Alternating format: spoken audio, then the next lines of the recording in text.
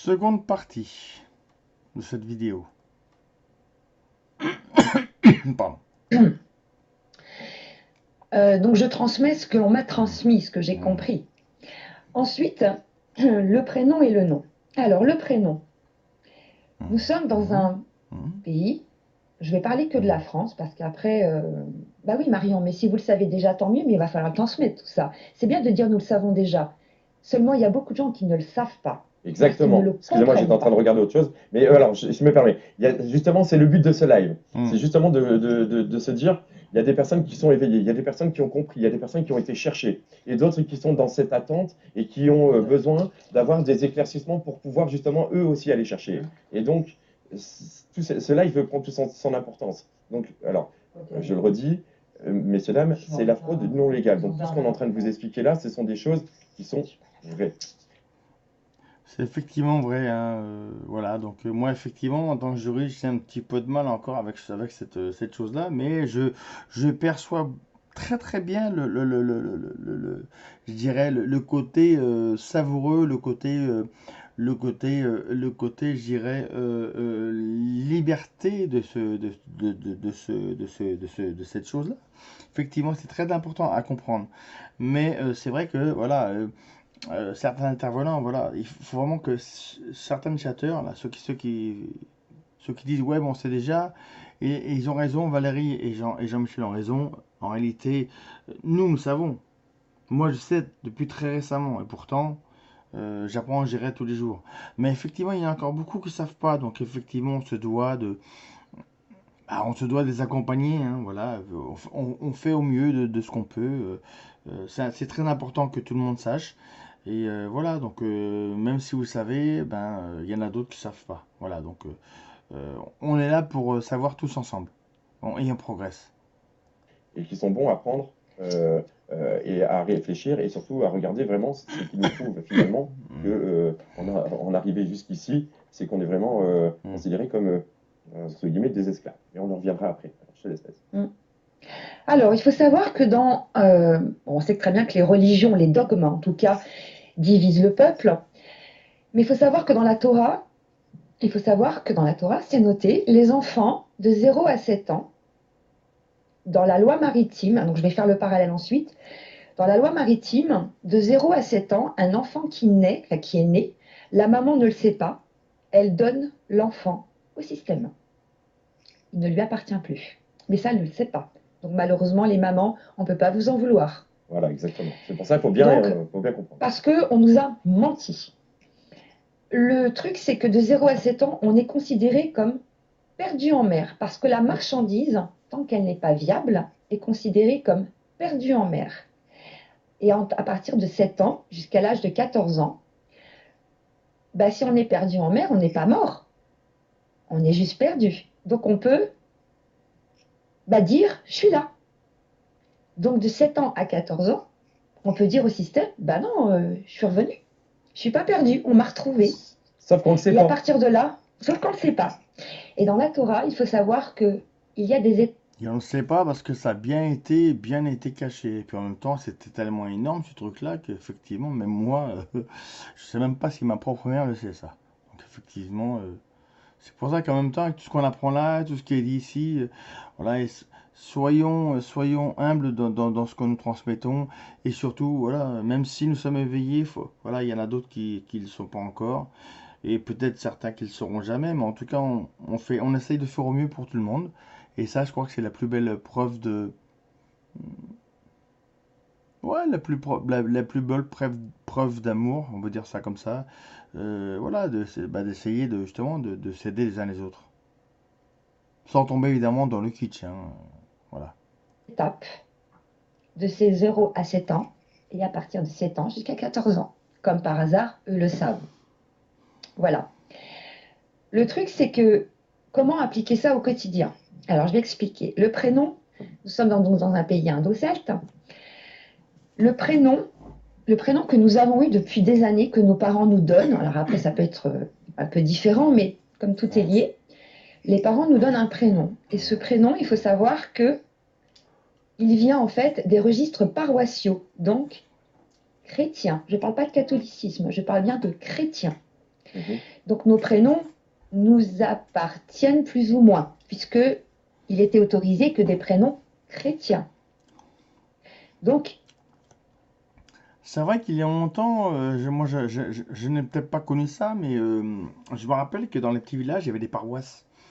Donc effectivement, je crois qu'il existe même encore des registres paroissiaux. Je pense qu'on peut encore en trouver, mais après, est-ce qu'ils sont encore efficaces? Je pense plus, parce que maintenant ça a été, je pense, ça a été remplacé par le registre, ça a été remplacé par le registre d'état civil, je crois. Mais c'est vrai, dans les petits villages, il y avait effectivement des petites paroisses et des registres paroissiaux. Ça permettait un petit peu de, voilà, de connaître toute la vie d'un village.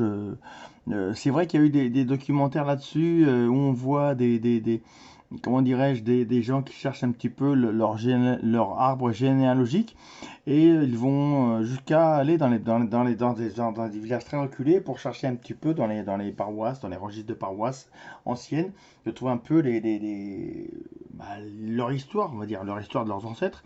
Et je crois qu'il y en a encore qui sont encore, il y a encore des paroisses qui ont encore des registres à l'ancienne, hein. Mais effectivement, au jour d'aujourd'hui, effectivement, maintenant, c'est plutôt le registre d'état civil, hein. Depuis que Napoléon, je crois, a instauré l'état civil. Voilà. Enfin, si je ne me trompe pas, hein, effectivement. voilà.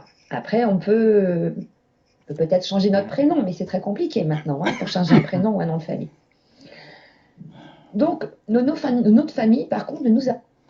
Effectivement, pour pouvoir changer de nom de famille, effectivement, c'est un petit peu compliqué dans le sens où il faut passer dans un tribunal. Hein, donc, faut aller là-bas, hein, faut aller dans un tribunal, il faut demander à un juge, voilà, faut lui dire, faut entrer une procédure pour changement de nom. C'est assez, ça peut être assez simple, mais à la fois assez complexe, parce qu'on va dire, je pense que moi ça m'est jamais arrivé, mais effectivement, je pense que les magistrats vont essayer de savoir le but de votre demande. Alors bon, effectivement, après, faut justifier enfin voilà, faut prouver que vous voulez vraiment être dans cette démarche-là.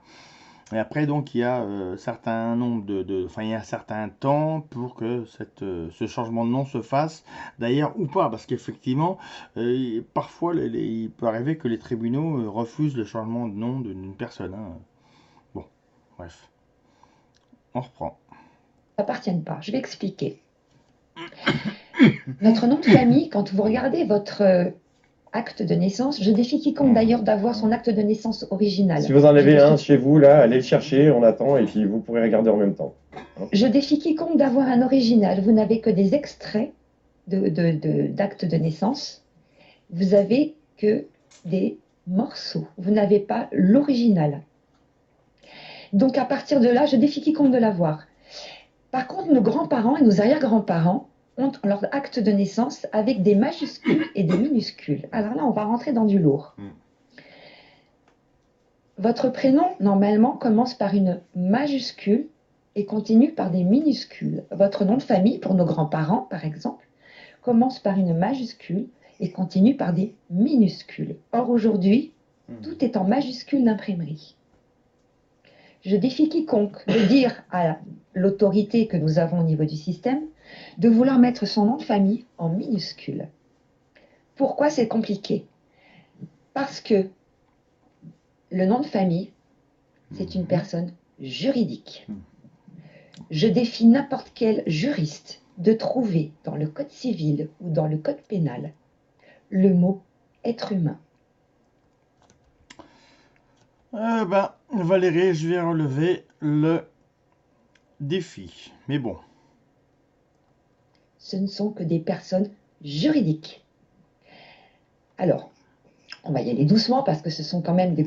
Ouais, c'est ce qu'on appelle, il y a la personnalité juridique et la personnalité morale pour l'État, voilà, bon, bref. Gros thème. L'être humain est composé de chair, d'os, de sang, d'ADN, de vie, d'eau, plein de choses, d'oligo-éléments, etc. Et du coup, ce qui se passe, c'est qu'un être humain n'a pas le droit de posséder, ne peut pas posséder quoi que ce soit. Il ne peut en avoir que l'usufruit pour sa propre vie, on va dire. La nature ne nous appartient pas. Nous sommes dépendants de notre environnement. Alors, la nature ne nous appartient pas, certes, mais alors ce qu'on a sur nous, nos vêtements, nos biens, nos ordinateurs, nos téléphones, nos voitures, est-ce que ça nous appartient ou pas? Ou alors, la question sera plutôt celle-ci, est-ce que cela pourrait nous appartenir? Voilà. Si nous devenions êtres humains de chair et de sang souverains, voilà. Est-ce qu'il y a un moyen pour que soustraire est-ce qu'il y a un moyen légal pour le coup de se soustraire de cette arnaque arnaque de fraude non et pour nous permettre de nous réapproprier ce qui nous a été insidieusement confisqué, hein, avec le nom prénom en majuscule, voilà, parce que c'est effectivement ça se rapporte à tout ce qui est des contrats. Hein, un contrat entre l'État, tout ce que vous signez, il y a un contrat entre une société, votre box SFR, votre box Orange, machin, c'est un contrat entre vous et une société. D'ailleurs, enfin, vous verrez, même la France, il y a un nom de Sirette. Enfin, elle est déposée, il y a un nom de Sirette. Je crois que c'est République française, je crois, un truc comme ça. Enfin, c'est déposé en tout cas. On peut la trouver, on peut trouver je dirais son pédigré, on peut trouver ça sur Infogreffe. Pour pouvoir vivre, tout simplement. Hmm. Alors, dans le code civil et le code pénal, vous ne trouverez absolument pas les mots être humain, mais personne juridique. Personne veut dire en latin personae, masque. Et identité veut dire identique à. La question se pose. Et c'est là où il est intéressant, justement, d'avoir des dictionnaires d'étymologie des mots. Ça permet de retrouver l'historique d'un mot. Hein.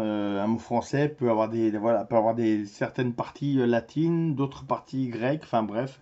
Et c'est là qu'on apprend justement, comme dit Valérie, c'est là où on s'aperçoit du sens profond d'un mot en réalité. Voilà. Pourquoi un passeport biométrique mélange l'ADN, l'empreinte digitale, avec le nom de famille et le prénom? Parce qu'ils ne veulent pas que nous soyons des êtres humains. La personne juridique peut posséder. Alors, je vais prouver ce que je dis tout simplement. C'est du bon sens. Lorsque vous faites un chèque, vous apposez une signature. C'est votre consentement qui déclenche quelque chose. Or, aujourd'hui, notre système dit c'est un consentement tacite.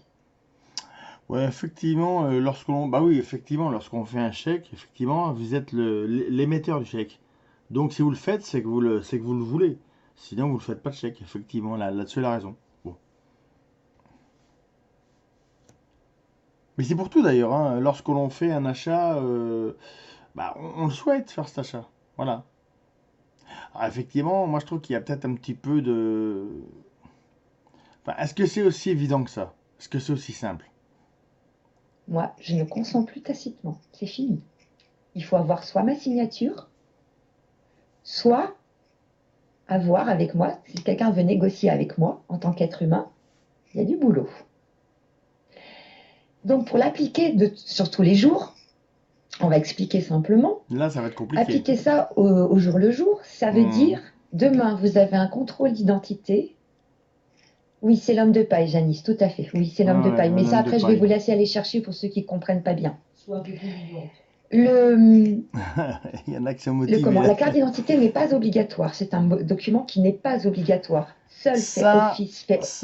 Tout à fait, c'est tout à fait vrai. D'ailleurs, c'est marqué aussi sur justice.gouv en 2019. C'est toujours marqué dessus. La carte d'identité n'est pas obligatoire.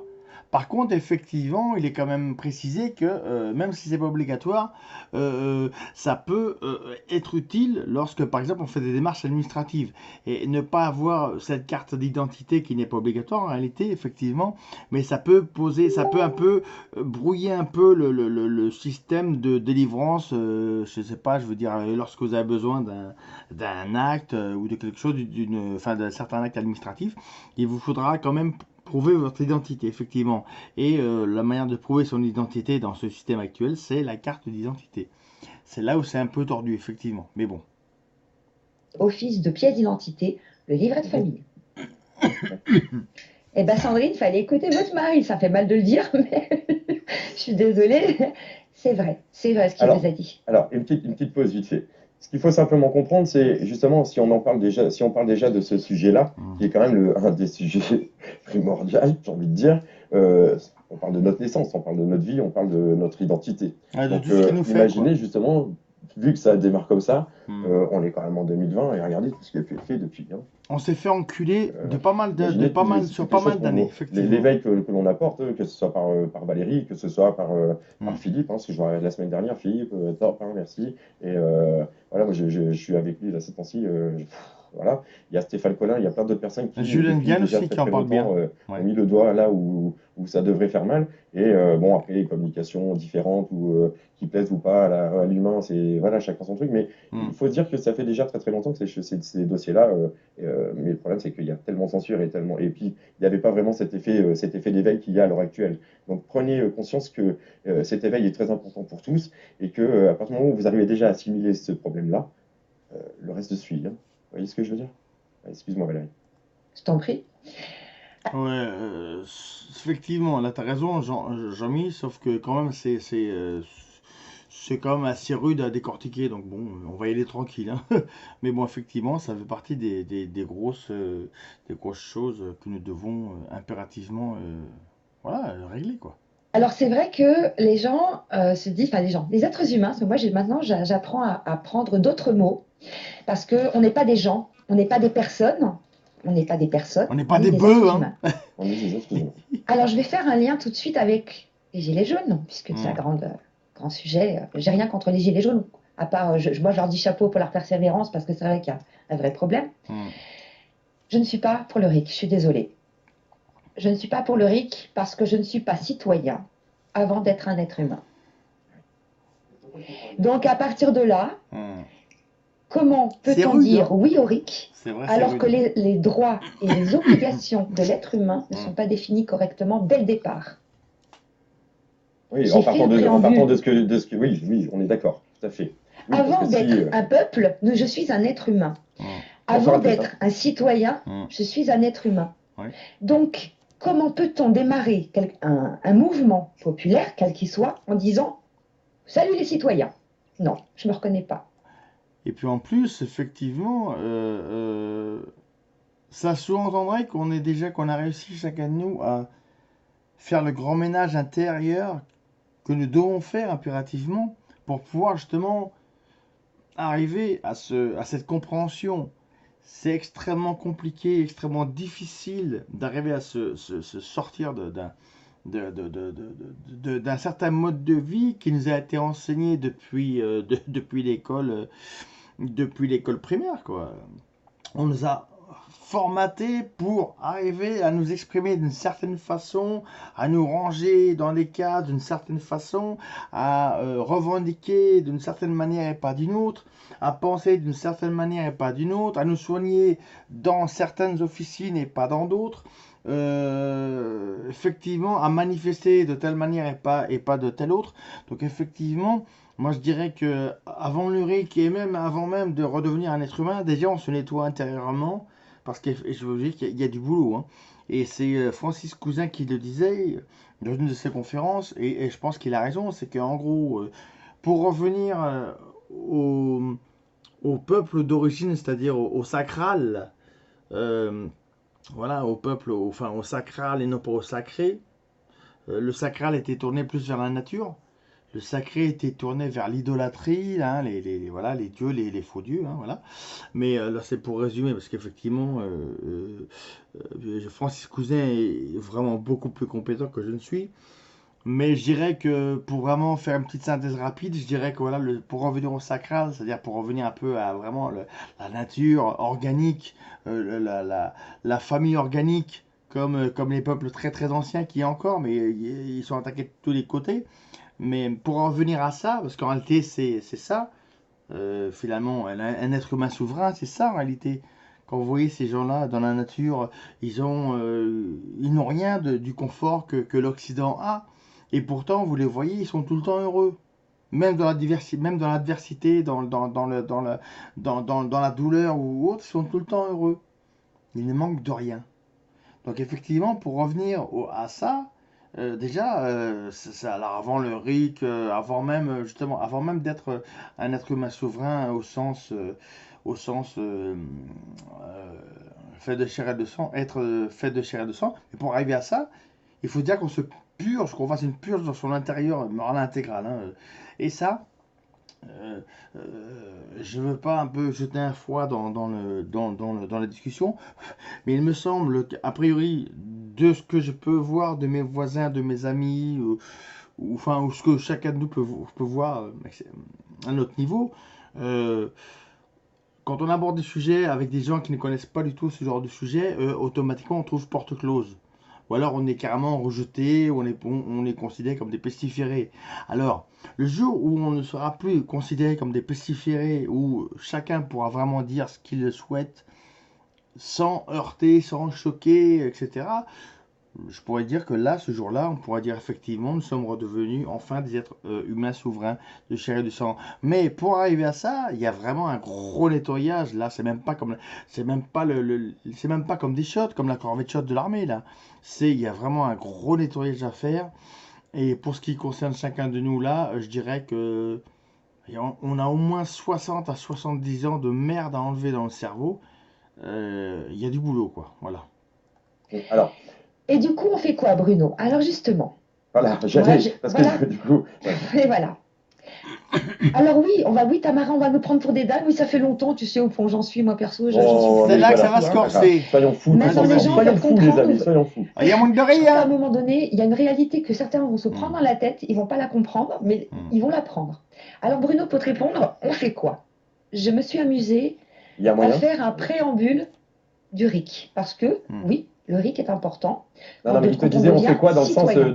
Attends, non, attends, je pense que la question était, du coup, on fait quoi, tu sais, par rapport à la fraude du non légal. Mais là, en fait, on est qu'au Ah, début de l'explication du dossier. Donc, vous savez, il va falloir, je pense, un ou deux lives pour vraiment que vous puissiez prendre ouais, connaissance de tout. Mais on va vous donner des liens, on va vous donner des éléments qui vont vous permettre de pouvoir vous aller chercher tout de suite après. Mais elle n'a pas fini, hein, elle va continuer. Et là, elle vous parle c'est de tout très ça. long.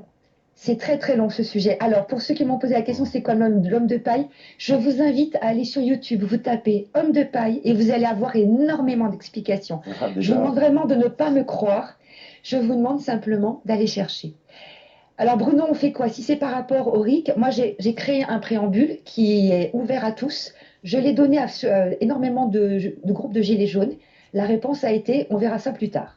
Bon, ben moi j'ai un problème, je ne mets pas ça plus tard, c'est la priorité pour moi. Bah, Maintenant, par explique-nous rapport alors. à l'homme de paille, Oui, mais justement, c'est ce que je disais justement à l'instant, c'est que tant que le nettoyage interne, mais intégral, n'a pas été fait, on aura ce genre de réponse. C'est logique. C'est humain pour le coup, là. Mais voilà, donc c'est pour ça que je dis qu'il y a du boulot. Mais on est sur le bon chemin. Et je dirais même que euh, depuis le mouvement des Gilets jaunes et un petit peu quand même avant, en quelques années, moi je peux constater que il y a eu un éveil. C'est simple, il y a à peu près 5 10 ans, je me disais, ouais, oh là là, les gens ne sont pas éveillés. Mais là, depuis le mouvement des Gilets jaunes, j'ai l'impression que ça s'accélère à une vitesse grand V. Ça va même plus vite que le TGV. Hein. Mais encore, voilà, c'est pas suffisant. Parce qu'il y a encore beaucoup de choses à voir. Mais on y arrive, on est sur la bonne voie. C'est ça qui est le principal. par rapport à... Moi je l'ai mis hein, sur ton groupe Jean-Michel, je l'ai mis mon préambule. Chacun en fait ce qu'il veut tant que c'est pris, tant que c'est utilisé dans le bon sens. Pardon. Vivre comme des indigènes, pour que faire? Pourquoi vous ne voulez pas utiliser le progrès? Moi, la pierre à feu, Séverine, pas trop, quoi. Non, disons que le Voilà. projet, on peut l'utiliser, mais à bon escient. Parce que c'est pas.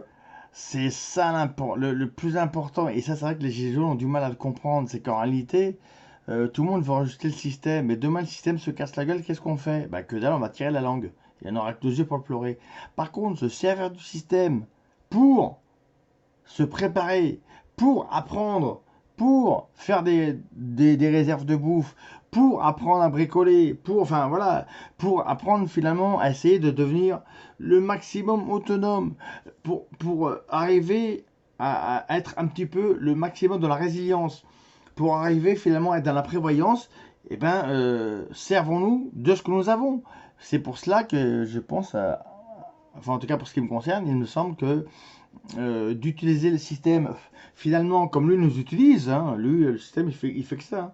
Mais lui il nous utilise de manière biaisée, tronquée, par tromperie, par de la publicité, voilà, il nous habille tout ça, etc. Mais nous, on peut s'en servir pour enfin se défaire de ce système. Alors ça va pas se faire peut-être en quelques mois, en une année, en 2 années, mais en tout cas, ce qu'on aura fait en 1 mois, 2 mois, 3 mois, 1 an, 2 ans, c'est toujours ça de prix.